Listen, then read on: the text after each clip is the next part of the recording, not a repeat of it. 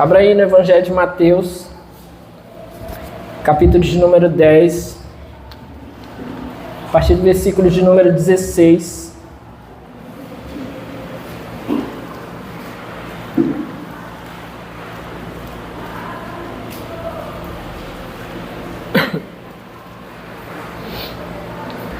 Mateus 10, a partir do versículo de número 16.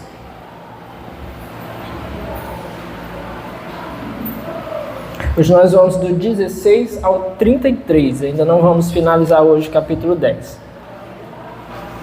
Todos acharam? Vamos ler, o texto diz assim: Eu os estou enviando como ovelhas no meio de lobos. Portanto, sejam astutos como as serpentes e sem malícia como as pombas. Tenham cuidado, pois os homens os entregarão aos tribunais e os açoitarão nas sinagogas deles. Por minha causa, vocês serão levados à presença de governadores e reis como testemunhas a eles e aos gentios. Mas quando os prenderem, não se preocupem quanto ao que dizer, ou como dizê-lo. Naquela hora será dado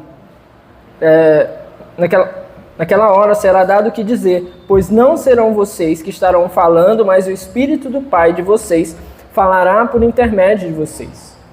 O irmão entregará à morte o seu irmão, e o pai o seu filho. Filhos se rebelarão contra seus pais e os matarão. Todos odiarão vocês por minha causa, mas aquele que perseverar até o fim será salvo. Quando forem perseguidos num lugar, fujam para outro. Eu garanto que vocês não terão percorrido todas as cidades de Israel antes que venha o Filho do Homem. O discípulo não está acima do seu mestre, nem o servo acima do seu senhor. Basta ao discípulo ser como seu mestre e ao servo como seu senhor. Se o dono da casa foi chamado Beelzebu, quanto mais os membros da sua família. Portanto, não tenham medo deles.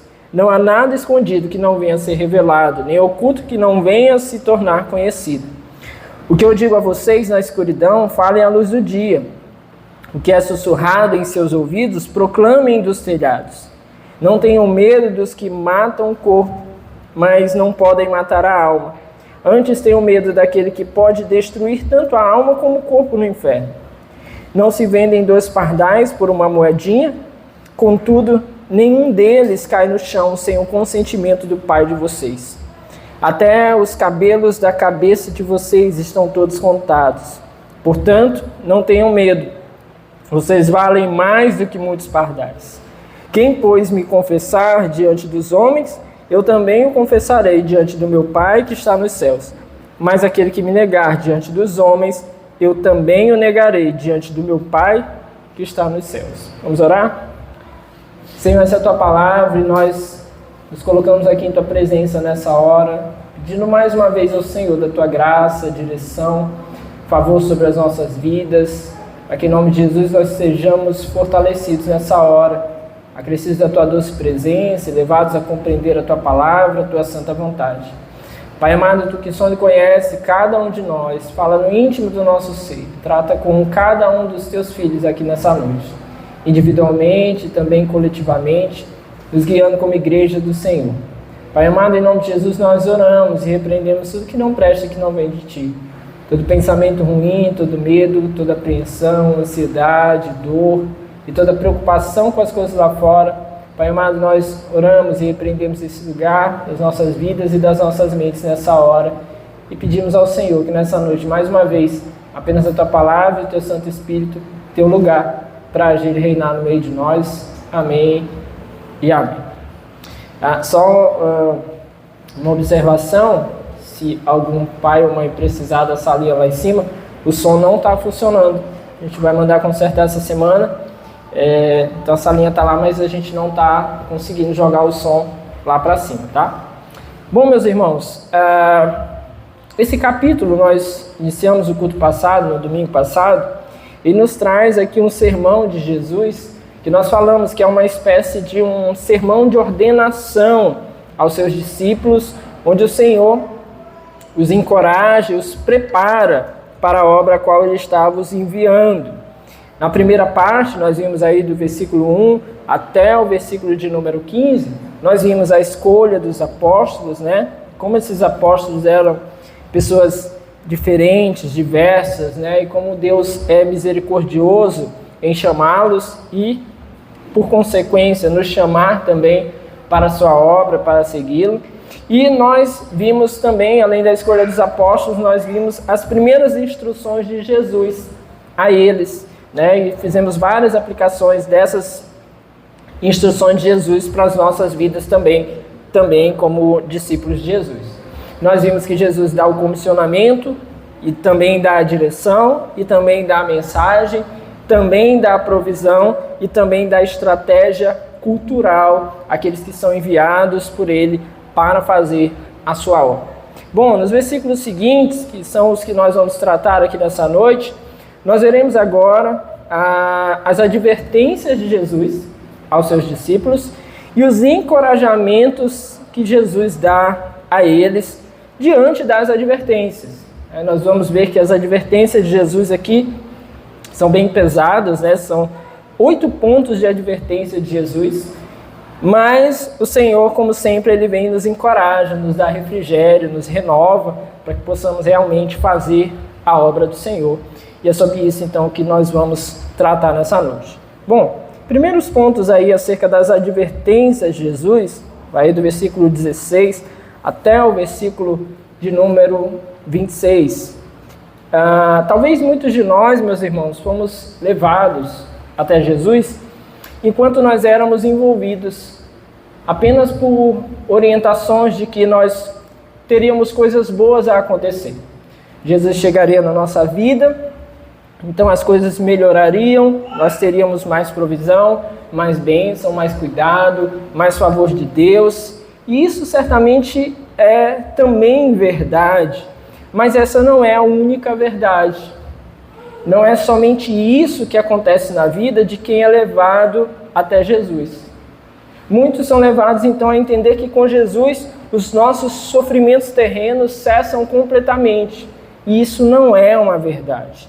E nem o próprio Jesus negou aos seus discípulos a verdade acerca da caminhada com Ele, que sejariam muitas lutas e muitas oposições também.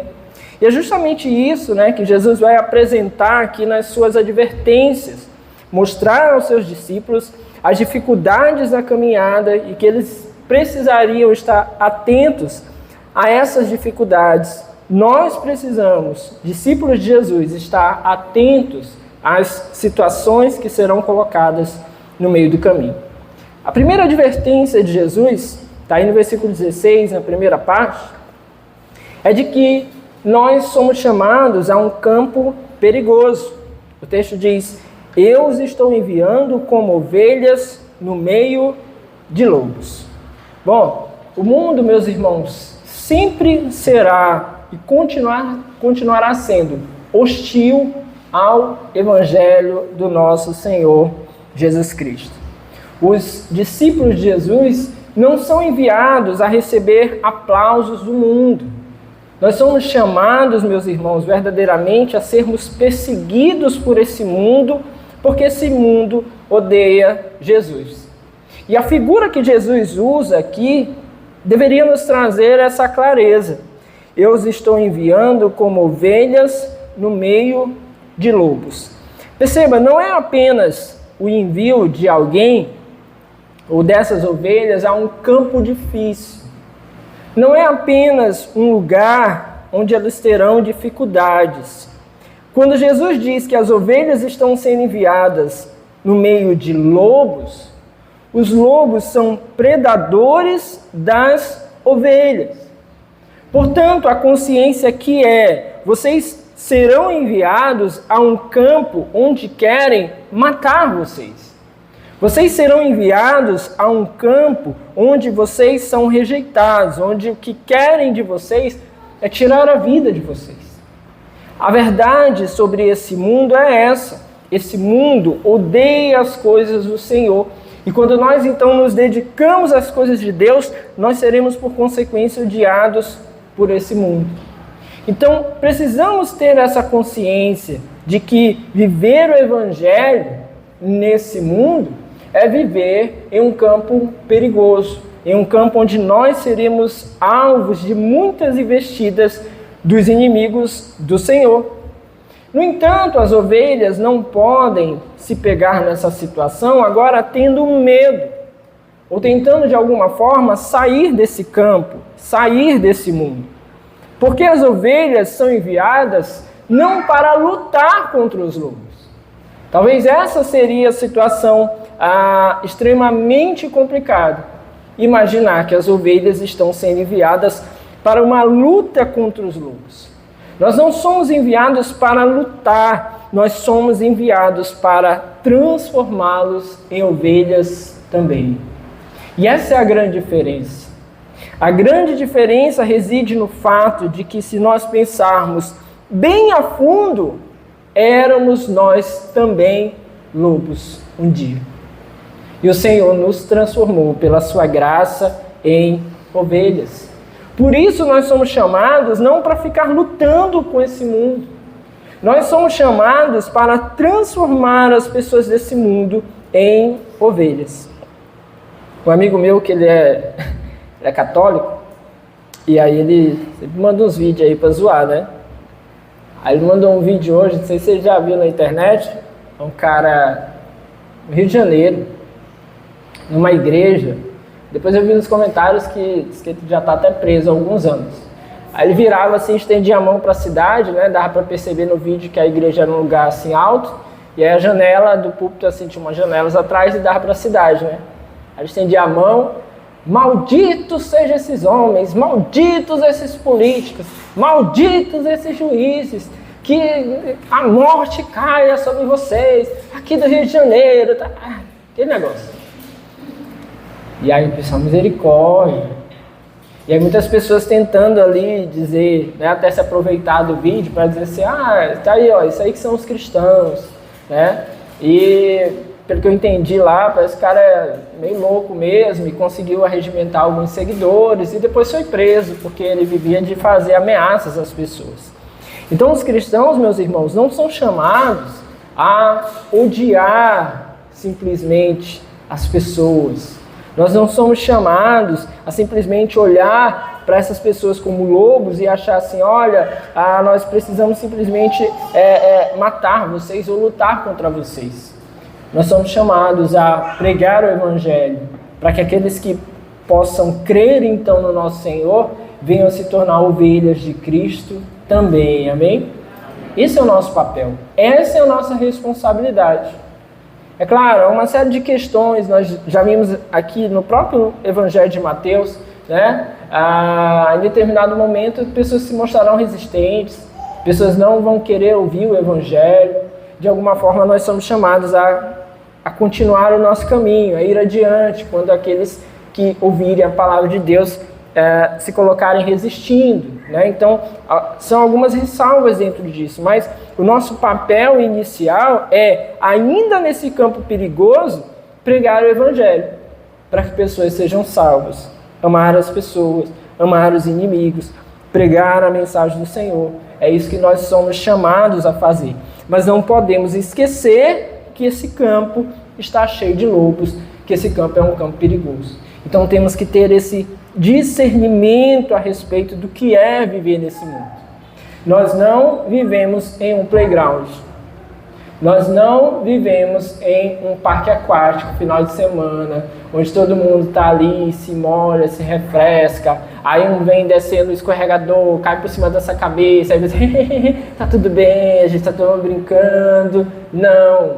A gente vive em um ambiente que tem muita gente querendo matar a gente. O que diz respeito ao Evangelho, essa é a verdade. Querem nos matar, querem nos tirar, querem eliminar as nossas ideias. E a tendência é isso se acirrar cada vez mais. Temos que ter essa consciência. A segunda advertência de Jesus está aí na continuidade do versículo 16, quando ele diz assim: portanto, sejam astutos como as serpentes e sem malícia como as pombas. O Senhor nos chama a ter uma atitude, então, diante desse contexto. Tem uma atitude aqui que é necessária para nós, ou pelo menos duas atitudes. Os discípulos de Jesus, primeiro, não devem negociar a verdade para viver em paz com esse mundo. Por isso a palavra diz que precisamos ser astutos como as serpentes. Esse mundo quer nos envolver, quer calar o Evangelho, quer fazer com que nós não venhamos a pregar mais, quer fazer com que venhamos a mudar a nossa pregação, aliviar as palavras, para que pessoas não sejam salvas. Então nós precisamos ser astutos como as serpentes, entender isso. Nós não negociamos o Evangelho, não negociamos a palavra de Deus, não aceitamos os envolvimentos com esse mundo que querem nos calar, que querem fazer com que nós deixemos de lado, então, aquilo que precisa ser pregado.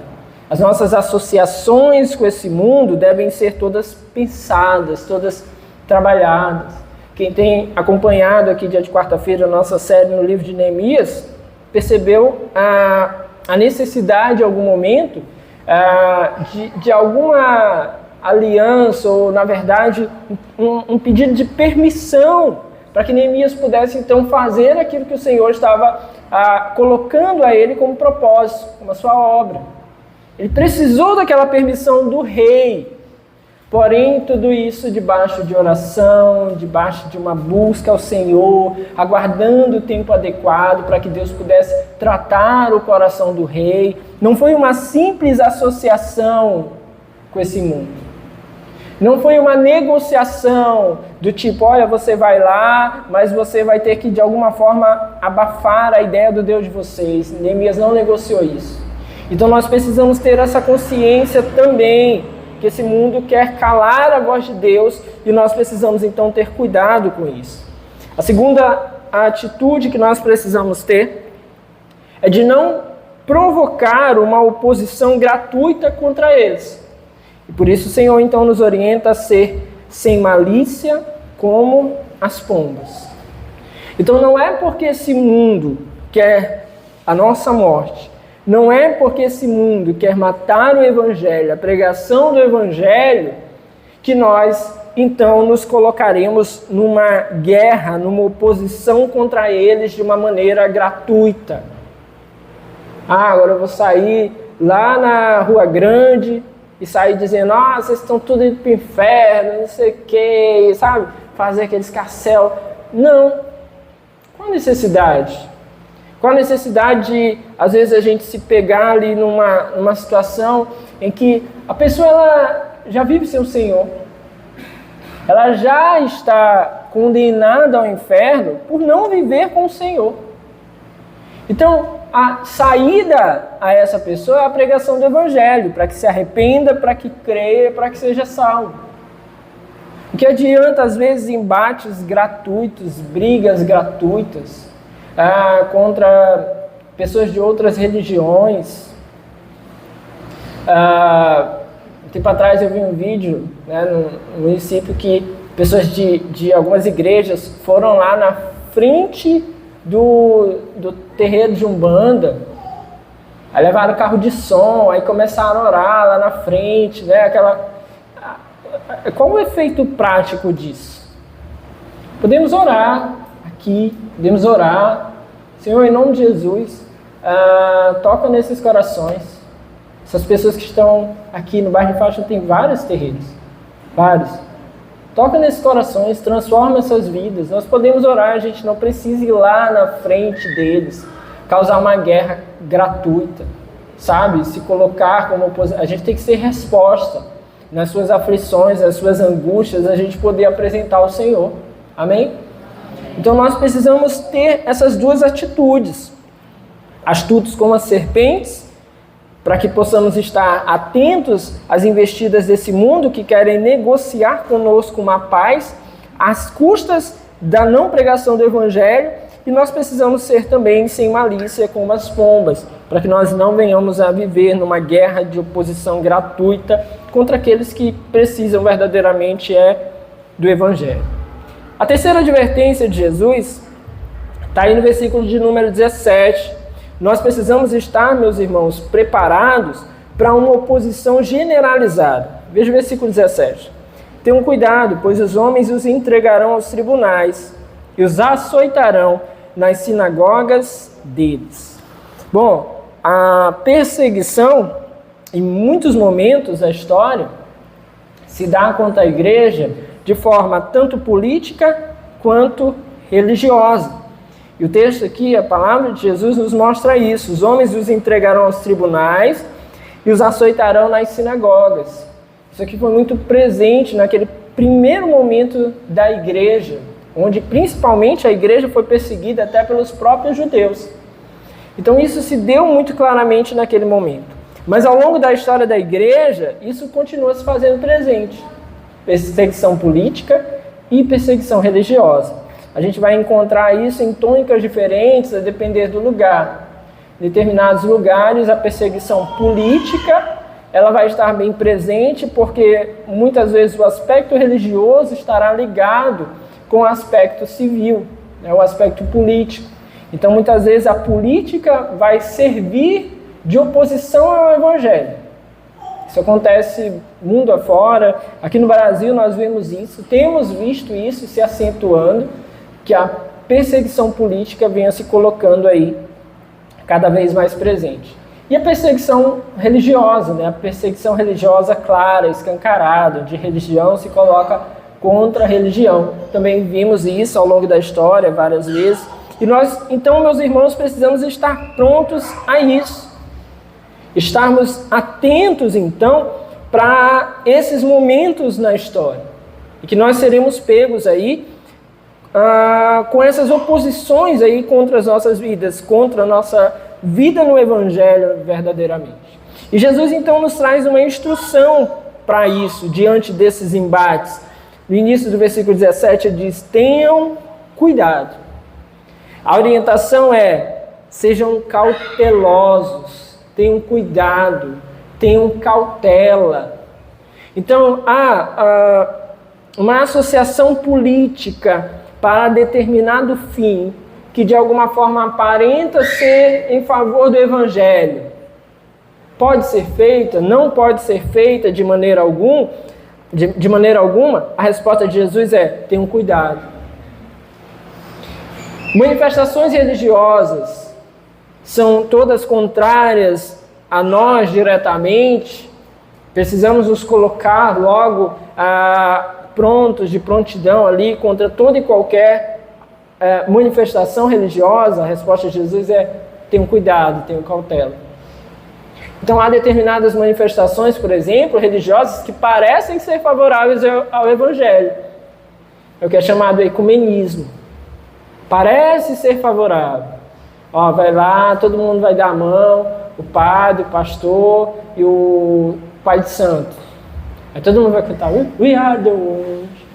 Vai ficar lá: olha que coisa maravilhosa, que abre portas, as pessoas vão olhar os evangélicos de uma maneira melhor.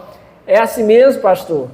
Jesus nos orientou: tenham cautela, sejam cautelosos. Não é toda associação que será benéfica. Nem tudo que se mostrar para nós como parecendo ser bom, será realmente bom. Nem tudo que o Estado disser: tá aqui para vocês, tá aqui, palco para vocês fazerem show, façam aí a semana do não sei o que dos crentes, tá aqui, quarta-feira de cinza, a gente já fez aí a bagaceira toda aqui, agora tá aqui, show pros crentes, pega aí para vocês. Nem tudo vai ser bom. É a troco de quê? A troco de quê? A troco de voto, para você votar no pilantra, que vai votar em coisas que são contra o Evangelho. A gente tem que começar a pensar sobre isso. A gente tem que começar a pensar. Então a orientação de Jesus é cautela, porque a oposição ela é generalizada. Ela pode vir de todos os lugares. Mais uma vez, né, o exemplo dos nossos cultos de quarta-feira, lá no livro de Esdras, Zorobabel volta com a parte do povo, aí chega lá, está precisando reconstruir o templo, aí logo chegam os samaritanos e dizem assim: nós estamos aqui para reconstruir com vocês, estamos aqui para ajudar. E Zorobabel falou: vai para lá, carniça, vão para lá, a gente não quer vocês aqui. Eles não temiam mesmo Deus, não amavam o Deus dos judeus, e estavam ali se colocando a pretexto de estar ajudando, mas na verdade eles eram oposição. Como assim? Pessoas que não amavam o Deus de Israel se colocariam para ajudar na reconstrução do templo do Deus de Israel. Mas Zorobabel percebeu aquilo ali e rejeitou aquela ajuda. Então nós precisamos, meus irmãos, estar muito atentos, muito atentos. É uma coisa que, por prática, por experiências, na verdade, né, hoje busco rejeitar qualquer ajuda política. Eu entendo que a igreja ela não precisa de ajuda política. O que não quer dizer que a igreja não deva participar politicamente, não deva se envolver politicamente, é diferente. Agora, nós não precisamos de ajuda política, porque em geral essas ajudas vêm com aquele interesse. Dou com uma mão, tiro com a outra. Estou entregando aqui porque eu quero receber de vocês. Então a gente precisa atentar para isso. Vereador não dá cesta básica, vereador não dá peixe, vereador não faz ponte, vereador não dá terreno e não ajuda para conseguir documentação de terreno. Não é esse o papel de vereador. Está chegando as eleições. Não tragam nenhum vereador aqui para dizer assim, o pastor está aqui, ele tem um negocinho aqui para ajudar. Quem tentou, já rejeitei. Veio aqui, recebeu só um abraço e 3 tapinhas nas costas. Mas não vai ter apoio. Não vai ter, porque não é o nosso papel enquanto igreja. E não é o papel deles enquanto políticos. Então fiquemos atentos, porque as oposições são generalizadas. Amém? Versículo 18, nós vemos aqui a 4ª advertência de Jesus. Diz aí o texto: por minha causa vocês serão levados à presença de governadores e reis, como testemunhas a eles e aos gentios. A 4ª advertência de Jesus é de que nós precisamos ter um propósito claro. Jesus deixou claro aqui: por minha causa vocês serão levados à presença de governadores e reis, como testemunhas a eles e aos gentios. O que o Senhor está nos falando é, se estamos em um campo perigoso, se precisamos estar atentos, se a oposição é generalizada, se ela pode vir de qualquer lugar, nós precisamos ter um claro propósito, ou ter clareza, na verdade, acerca do nosso propósito ou do propósito dessas circunstâncias. Por que essas circunstâncias se levantam? Por que discípulos são perseguidos? E por que discípulos sendo perseguidos, ainda assim os propósitos de Deus não podem ser frustrados? Porque justamente o Senhor, muitas vezes, propõe essas perseguições e essas situações para que os discípulos dele possam dar testemunho fiel da sua fé perante os homens. Então, as coisas apertaram, nós estamos sendo pressionados, o governo tem agido assim, as religiões têm se levantado, as oposições têm sido acirradas, países têm se levantado contra países cristãos, tribos contra tribos, povoados cristãos em vários países. Por que disso? Porque o Senhor tem permitido. Senhor, nós temos errado. Talvez o único motivo disso seja justamente o que nós vemos aqui no texto, para que possa haver testemunho acerca do Senhor perante os gentios, perante aqueles que não temem o seu nome. Então nós temos que ter essa clareza, porque senão a gente se perde. A gente vai chorar desesperado nas primeiras investidas, a gente vai parar, vai abrir mão de pregar o Evangelho, porque não temos a clareza acerca daquilo que está acontecendo. Tem que ser muito claro para a gente, meus irmãos. Tem que ser muito claro. Você não pode achar que, como dias atrás, saiu uma recomendação de um conselho de dentro do Ministério de Segurança Pública, uma recomendação, olha que coisa bizarra, uma recomendação para que presos não se convertam. Que coisa absurda. Aí a gente para pensar, quem é que está dentro das prisões levando algum tipo de auxílio religioso? São os evangélicos, em grande maioria. 95% dos trabalhos religiosos, considerando que possam haver várias religiões e todos eles têm espaço, mas 95% dos trabalhos dentro das cadeias é trabalho de crente. É trabalho dos evangélicos, são pastores que estão lá, são missionários que estão lá fazendo esse trabalho. Aí vem uma recomendação para que as pessoas não se convertam, afeta quem? Afeta que religião? Afeta que povo? Afeta justamente aqueles que estão pregando o evangelho. E afeta justamente a vida daqueles que só estão saindo de uma vida miserável, de crime, por causa do evangelho. Falei sobre isso aqui outro dia. Não tem, é praticamente nula ressocialização de presos com base em pintar um quadro. É legal você chegar lá, os caras estão fazendo os trabalhos, mas pegue 300 presos de uma cadeia, de um bloco, de um pavilhão, bota ele todo mundo ali para pintar um quadro. Aí vão sair, não mata mais ninguém, não vende mais droga, porque todo mundo lá estava pintando um quadro, nada. Eles ficam até lá um tempo, mas depois quando sair, mata um e ainda usa o sangue para pintar um quadro. Porque não converte, não muda, não transforma. É raro demais. Os casos que tem são raros. Agora quem sai de verdade, que abandona essa vida, é quem se converte ao evangelho. Então quando o Estado usa o seu poder, a sua caneta, para dizer pessoas não devem se converter a quaisquer religiões dentro dos presídios, a gente não pode tapar os nossos olhos. É contra a pregação do evangelho que eles estão colocando ali um documento. O inimigo usando o poder, o braço do Estado contra a pregação do evangelho. Então, precisamos ter essa consciência.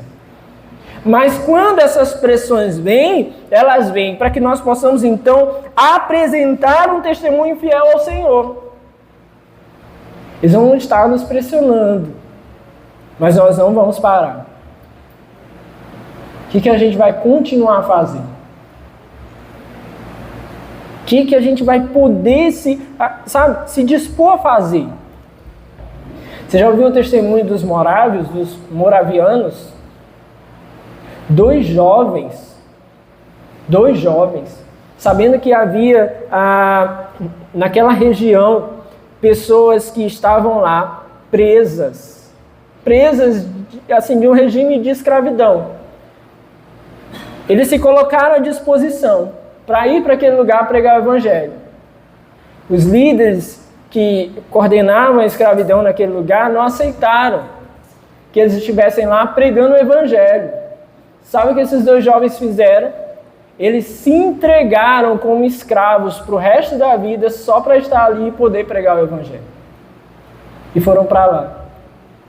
Sabe o que é isso? É uma consciência daquilo que o Senhor faz, do propósito que Deus tem, de que nós possamos continuar testemunhando do evangelho.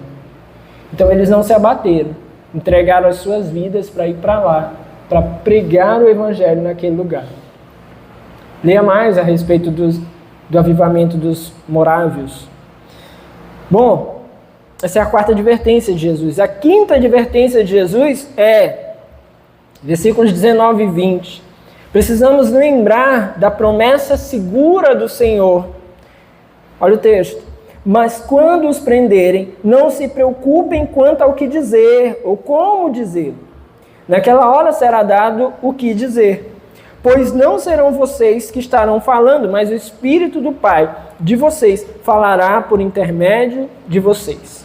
Então, Jesus promete aqui dar aos seus discípulos palavras seguras nos momentos em que eles enfrentassem os tribunais, prisões e açoites. Os homens, meus irmãos, podem prender um cristão, mas não podem algemar a palavra de Deus. Então nós precisamos ter essa consciência, lembrando então dessa promessa segura do Senhor. Pastor, e se um dia a gente enfrentar uma pressão muito grande? Se um dia a gente enfrentar uma pressão muito grande, como vai ser? Nós precisamos resistir, ficar firmes e lembrar da promessa do Senhor, que disse que nos daria palavras diante dessas situações. Isso aqui não é um convite a você não ler a Bíblia, não é um convite a você não orar, não conhecer ao Senhor, pelo contrário, é um convite a você conhecer ainda mais o Senhor, para que possa lembrar com segurança dessa promessa, de que se coisas viessem a acontecer, se viéssemos a ficar presos, se viéssemos a ficar pressionados por todos os lados, nós deveríamos então saber que o Senhor nos dará palavras perante os tribunais. Tem muita gente que é preocupado com a grande tribulação. Aí quando vier o tempo de tribulação, isso é algo que preocupa tanto os crentes, que muitos se agarram na ideia de que os crentes não passarão pela grande tribulação. Muito mais por lhes parecer um alívio. É um alívio pensar que os crentes serão tirados desse mundo antes desse tempo de grande tribulação. Mas a nossa preocupação, meus irmãos, não deve ser com o tempo de grande tribulação. Já passamos por tribulações. Essas tribulações, elas tendem a se acirrar até a volta do nosso Senhor. A nossa preocupação, então, deve ser estar com o Senhor continuamente, firmes, firmados nele, porque esses que estão firmados no Senhor são os mesmos que receberão do Senhor as palavras necessárias. São esses que receberão do Senhor auxílio, alento, fortalecimento diante das investidas do inimigo. Então essa deve ser a nossa consciência, amém? Precisamos lembrar disso, dessa promessa do Senhor.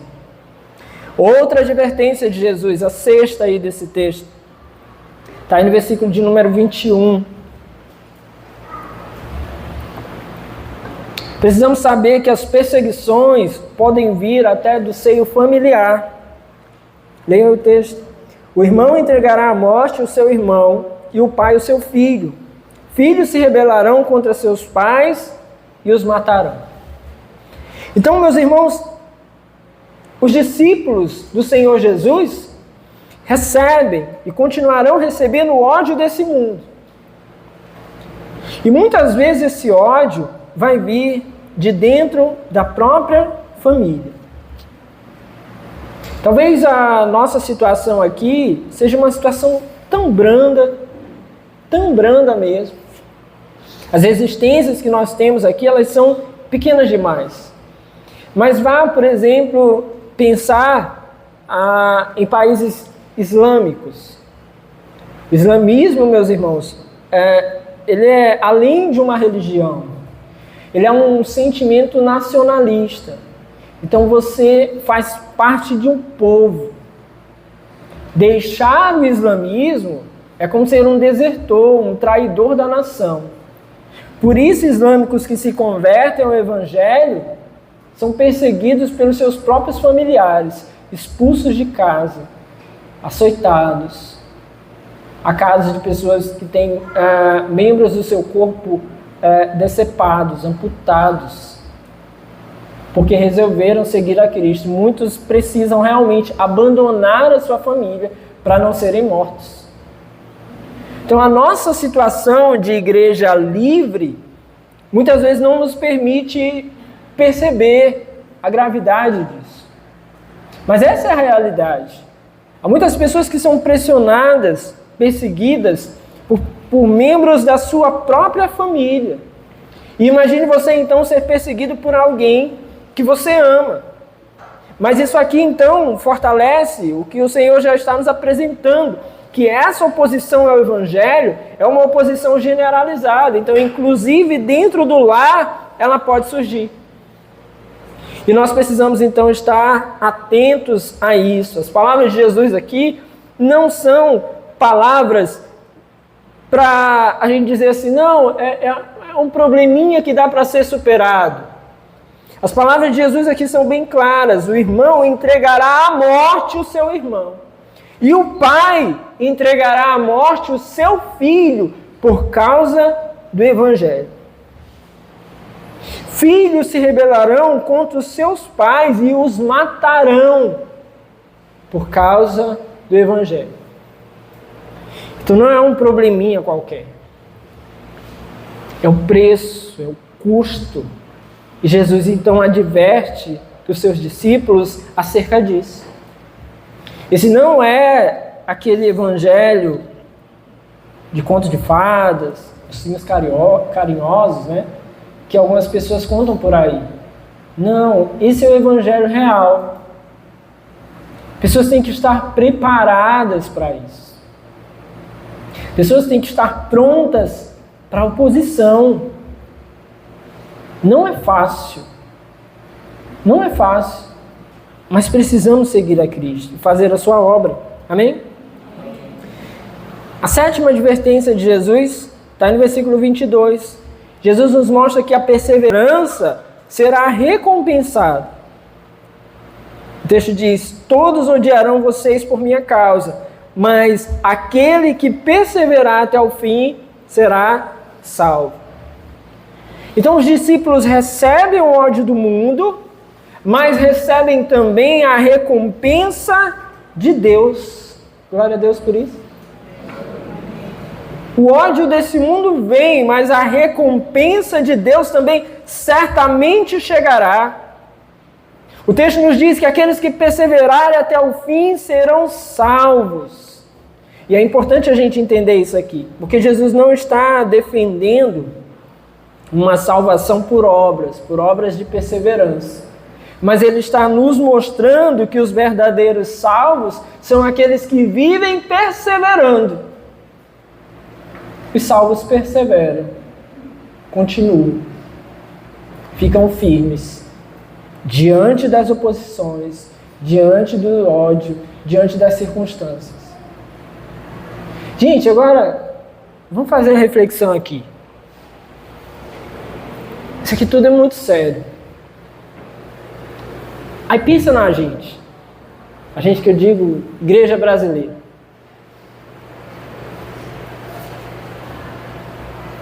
A gente não vai à igreja se chove para não molhar o cabelo.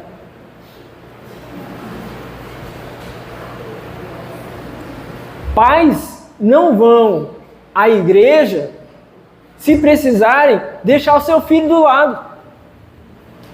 Vêm os próprios filhos, que são bênção de Deus, como empecilho para a sua relação com Deus. Meus irmãos, não dá para entender a gente, não. Não dá para entender essa igreja brasileira. Não dá para entender que se a gente não tem entretenimento, os jovens não vão no culto. Se não tem show, não tá legal. Se não muda para axé, para funk, os jovens não escutam um louvor. Não dá para entender que a gente tem medo de ter filho e prefere cuidar de gato.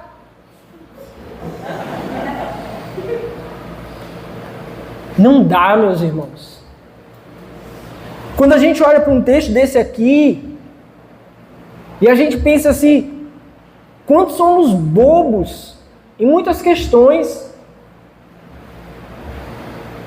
Eu vi um vídeo hoje de manhã, antes de vir para cá, mesmo lugar que está esse outro vídeo dessa mulher que eu falei, é um Instagram, acho que é Is The Real, o Instagram, é um fotógrafo brasileiro, chama Brian ele é até homossexual. Você vê um cara homossexual está abençoando mais as pessoas na internet do que às vezes a gente crente. Isso é para dar tapa na cara da gente. Aí o cara, ele é fotógrafo, ele roda o Brasil, tirando foto das pessoas e escutando as histórias. Faz um vídeo com a história da pessoa e tira umas fotos no final, as fotos dele são top. E aí ele foi lá para o Rio Grande do Sul e ele está pegando algumas histórias. E aí ele começou a entrevistar um cara, o vídeo que ele postou, acho que foi hoje que ele postou esse vídeo, ontem no final do dia, ainda não tinha visto.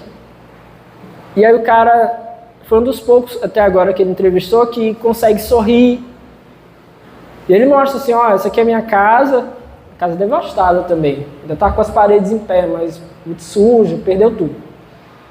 Ele mostra assim, ó, essa aqui é a minha casa, é muito difícil, mas ainda tem a vida. Aí ele começou a falar um negócio assim muito interessante. Ele fala assim, Às vezes a gente perde tanto tempo que a gente passa uma vida para perdoar uma pessoa. Mas quando a gente olha uma situação dessa aqui, que está todo mundo precisando da ajuda de todo mundo, a gente percebe que aquela pessoa que às vezes a gente odeia, que a gente não perdoa, se a gente tivesse numa situação dessa e essa pessoa viesse nos ajudar, a gente receberia isso com tanta alegria. Seria tão bom. Aí ele meio que questiona, por que a gente perde tanto tempo com rancor, com raiva, sem perdoar as pessoas? Esse é o tipo de igreja que muitas vezes nós temos no Brasil. Igreja de berçário, de playground. As pessoas estão lá, estão no culto, estão louvando, estão cantando, corações rancorosos, cheios de amargura, cheios de ódio, não perdoa o seu irmão que senta na fila do outro lado. Como é que a gente vai poder encarar um texto como esse e dizer assim, nós somos essa igreja? Como é que a gente vai encarar se a gente, para viver o evangelho, ou para ir para a igreja, que nem é necessariamente viver o evangelho, para ir para a igreja a gente só faz se a gente não tiver filho. Porque se tiver filho já acabou o nosso plano, já acabou os nossos dias. Não dá, meus irmãos. Não dá. A gente tem pena de acordar os meninos para a escola bíblica. E manda para a escola todo dia. Como é que eles estarão preparados para os grandes enfrentamentos que a igreja ainda terá nos próximos anos? Porque se a palavra é bem clara, que as coisas serão ainda mais acirradas nos próximos anos, a gente está preparando uma geração mais Nutella ainda. A gente devia estar preparando uma geração mais forte ainda, que vai enfrentar as coisas mais difíceis do que nós já enfrentamos até agora. Mais difíceis. Vai ser tudo mais sério. Tudo mais complicado. Se a faculdade tem sido uma dificuldade até hoje, vai ser mais difícil. Porque antes a gente ficava preocupado quando os meninos iam para a faculdade. Hoje o jardim, o pré, nem tem mais lá, infantil, que chama hoje, né? Os meninos estão lá, expostos a ideologias. Quer dizer, a gente não está tendo mais nem o tempo de dar 18 anos para eles. Porque antigamente era a faculdade que era o vilão. Agora não tem mais. Os meninos vão para a escola, venderam para a gente que escola em tempo integral é uma coisa maravilhosa. Os filhos passam um dia na escola, sujeitos a todo tipo de ensino equivocado, de alguns professores, de colegas, lesbianismo assim nas escolas, assim nas escolas.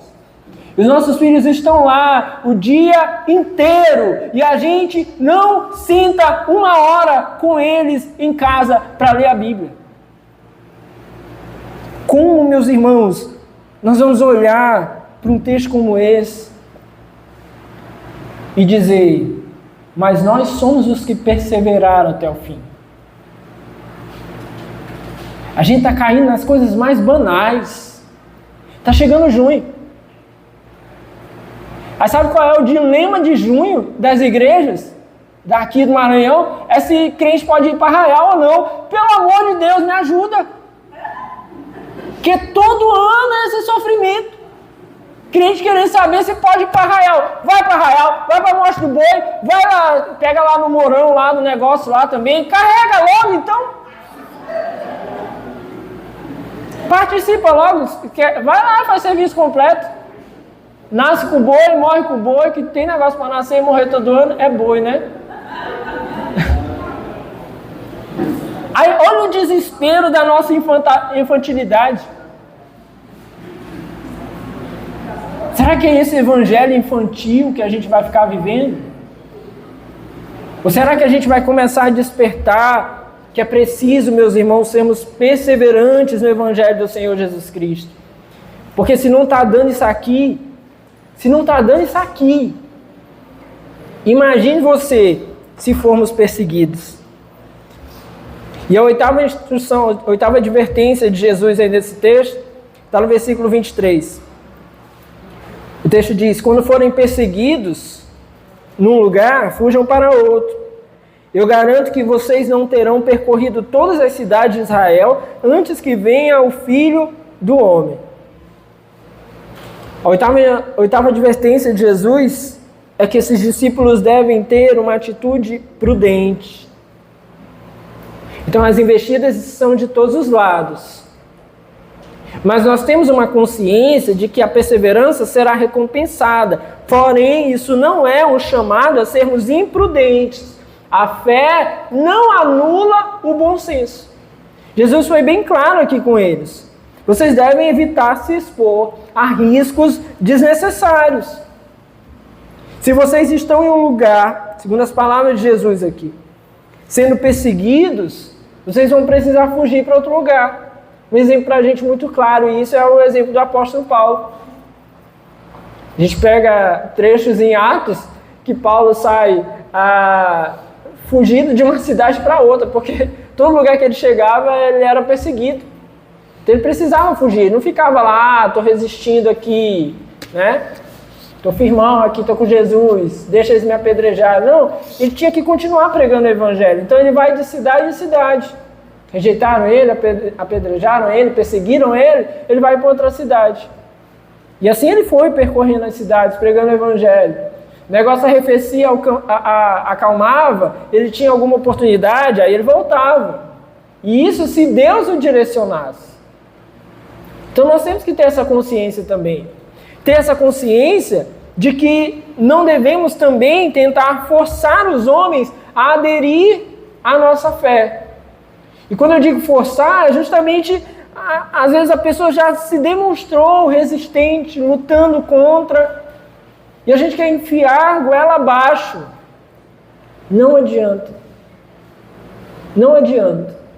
Prega o evangelho, anuncie, se coloca à disposição daquela pessoa para orientar, para falar as palavras do Senhor. Mas se a pessoa tem resistido, tem lutado contra, não dá para você achar que vai enfiar a goela abaixo. Uma das maiores provas da infantilidade da igreja brasileira é que a gente fica debatendo teologia com o pessoal do Porta dos Fundos. Quando chega o Natal e eles fazem um vídeo lá contra Jesus. Eles não são crentes, eles não amam Jesus, vocês estão esperando o quê deles? E vocês vão perder o tempo fazendo o quê com eles? Para quê? Eles precisam de salvação. E a gente está debatendo teologia com eles, zangado que nós estamos, porque os caras fizeram um vídeo. Os caras foram para parada gay. Aí ficaram lá profanando Jesus. Gente, nós não somos católicos apostólicos romanos. Para a gente, crucifixo, não é para a gente ficar... imagem, não é para a gente ficar... Jesus, o nosso Senhor, é acima de todas essas coisas. A gente tem que olhar esses caras e ter misericórdia. Senhor, tem misericórdia da vida deles. Que eles possam se arrepender. Possam voltar ao Senhor. Posso te amar, posso te conhecer. Agora vai adiantar o quê? Vai adiantar o quê? Revolta. Não adianta nada. Prega o evangelho. Tem coisas que realmente a gente perde tempo. Algumas coisas, por algum sentido, assim, para que a gente não perca direitos, vale o debate, vale a luta. Lutar contra o aborto é uma luta válida, a gente está lutando contra indefesos. Agora, marmanjo, que está querendo viver aquela vida, que o evangelho está sendo pregado e a pessoa quer insistir naquilo ali, é uma outra questão. Então a gente tem que amadurecer nisso. O Senhor Jesus nos chama, então, a ter essa atitude prudente. Que em alguns momentos não vai valer a pena permanecer em alguns lugares. Temos que ter essa consciência de uma forma bem clara.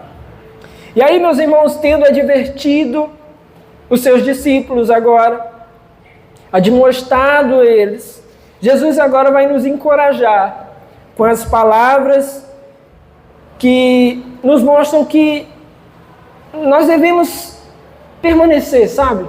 Ficar firmes. Jesus vai nos encorajar aí, a partir do versículo de número 24. São 4 encorajamentos aí de Jesus. O primeiro encorajamento de Jesus está nos versículos 24 e 25. Jesus nos mostra primeiro que nós temos um exemplo maior. O texto diz: o discípulo não está acima do seu mestre, nem o servo acima do seu senhor. Basta ao discípulo ser como seu mestre e ao servo como o seu senhor. Então, se o mundo odiou a Jesus, também odiará os seus discípulos. Mas nós temos então um exemplo maior a seguir. Não dá para ficar esperando vida fácil se o nosso Senhor foi enviado para a cruz, para o pior tipo de morte que havia naquele tempo. Não dá para ficar esperando que nós que seguimos Jesus vamos ter agora uma vida tranquila. O nosso exemplo maior é Jesus, e ele deixou bem claro: o discípulo não está acima do seu mestre, nem o servo acima do seu senhor. Ah, meu Jesus foi para a cruz. O que você espera da sua vida com Jesus? Ah, eu espero ser reconhecido na Globo. Não rola. No mínimo, a gente tem que estar preparado para a cruz. No mínimo. No mínimo. Xingamento na escola, colega de trabalho desdenhando da gente. Isso aí é pouquinha coisa. No mínimo, a gente tem que estar preparado para a cruz. Você entende isso? Porque nós não somos maiores do que Jesus. Então, se ele foi levado à cruz, o que será de nós diante desse mundo?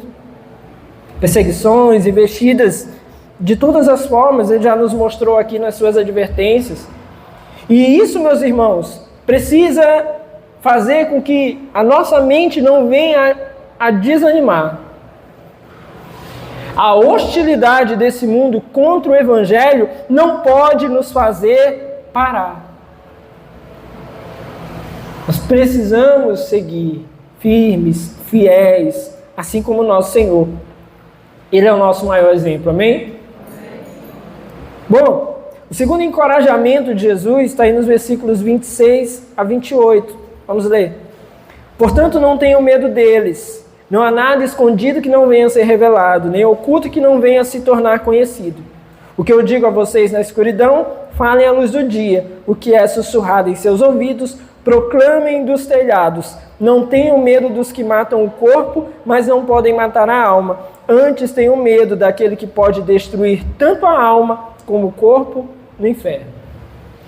Os discípulos de Jesus, e esse é o segundo encorajamento aqui de Jesus, eles não precisam ter medo dos homens, porque o poder dos homens é um poder limitado.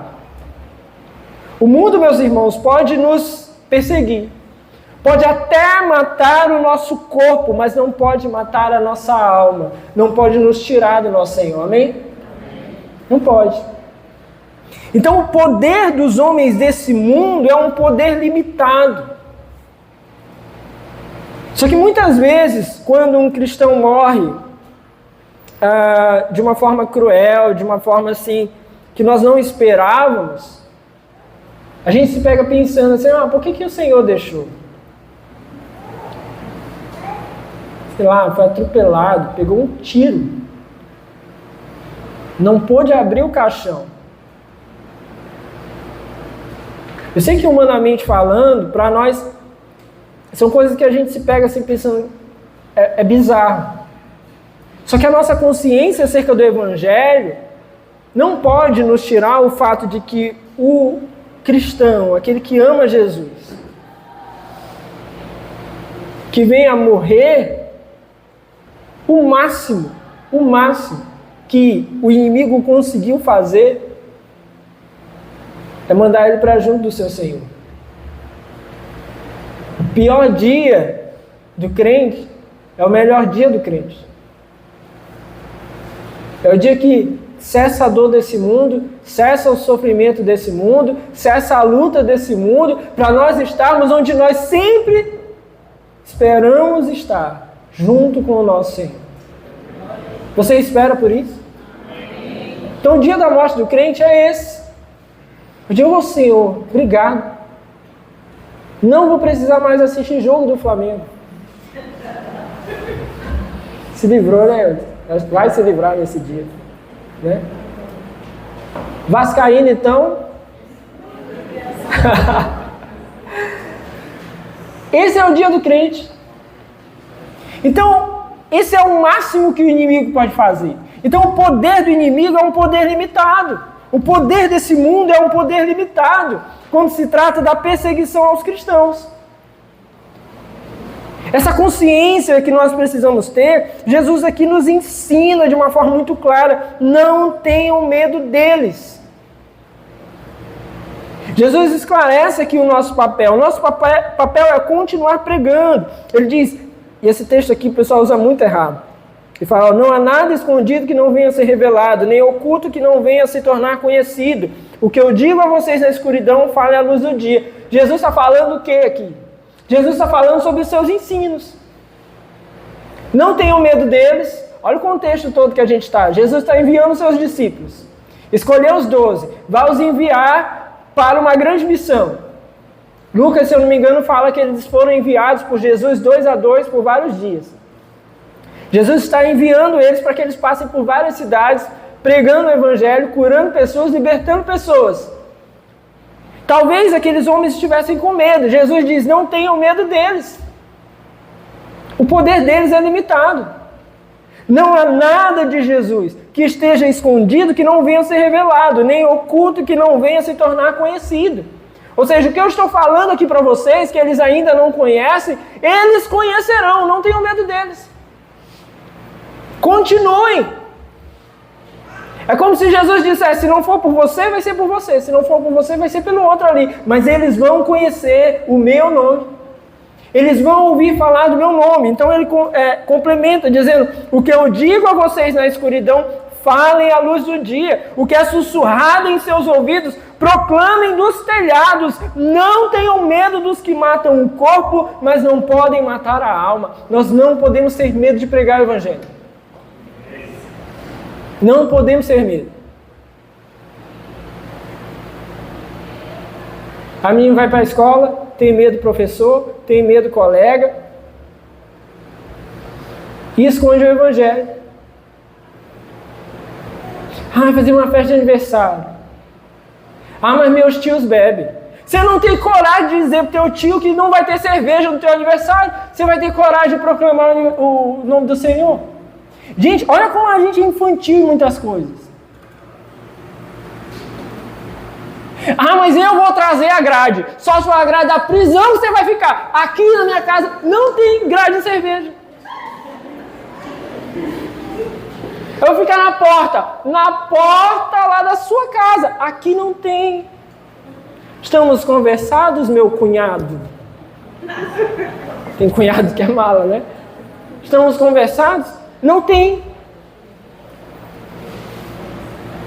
Não tem.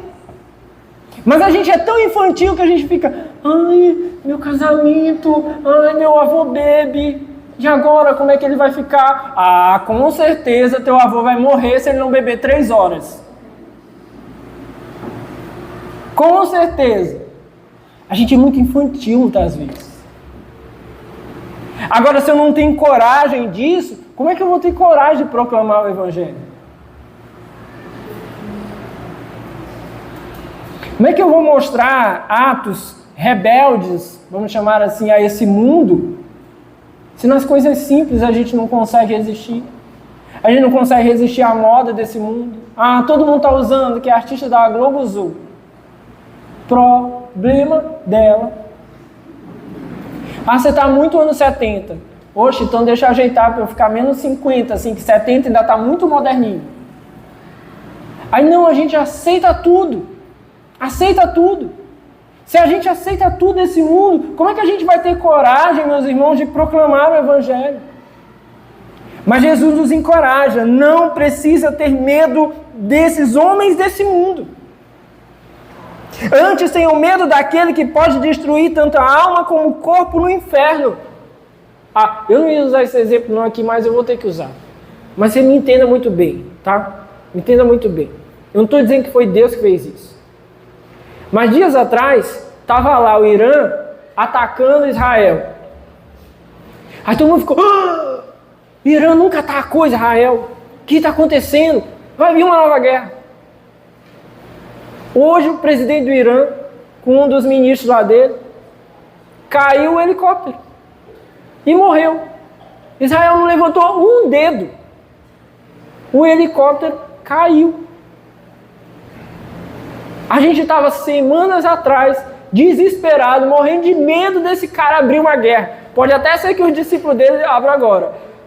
Mas ele não vai mais. Não estou falando aqui que é para celebrar. Só para você entender que esse é um dos homens, era um dos homens poderosos desse mundo. Que o mundo estava temendo.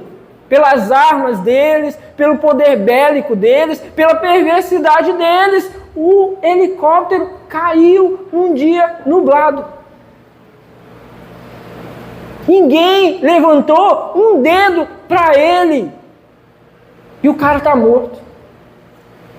Gente, a gente tem que aprender a temer o nosso Deus. Esse a gente tem que temer. Mas o presidente que estava aí era assim. O presidente que está agora é assado. Esse que vai vir agora é pior. Ai, meu Deus. Nada, meus irmãos. Nada. Nada. A gente precisa temer o nosso Deus. Terceira orientação de Jesus. Encorajamento, desculpa. Versículo 29. Não se vendem 2 pardais por uma moedinha?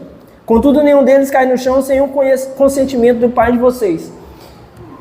Terceiro encorajamento.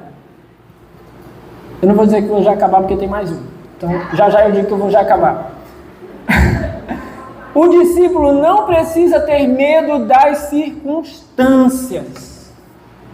Não precisamos ter medo dos homens e não precisamos ter medo das circunstâncias. O mundo está uma coisa absurda. A gente não precisa ter medo das circunstâncias porque todas as coisas estão debaixo do cuidado de Deus. E o exemplo de Jesus aqui é o mais simplório. Ele falou, vocês já viram por aí? Porque o pessoal ia fazer a oferta no templo, a oferta mais baixa que tinha era a oferta de pardais. Era pior, assim, o cara era muito pobre mesmo. Aí ele fazia uma oferta de pardaizinhos. E aí Jesus foi lá e falou assim, mas esses pardais aí, que é a coisa mais baratinha, não são vendidos por uma moedinha? Aí ele mesmo falou, contudo nenhum deles cai no chão sem o consentimento do Pai de vocês. Ou seja, nem para pegar essa coisa aí mais simples, mais barata, para vender, ninguém vai encontrar um desses no chão sem que haja um consentimento de Deus. Por isso nós não podemos temer as circunstâncias, meus irmãos.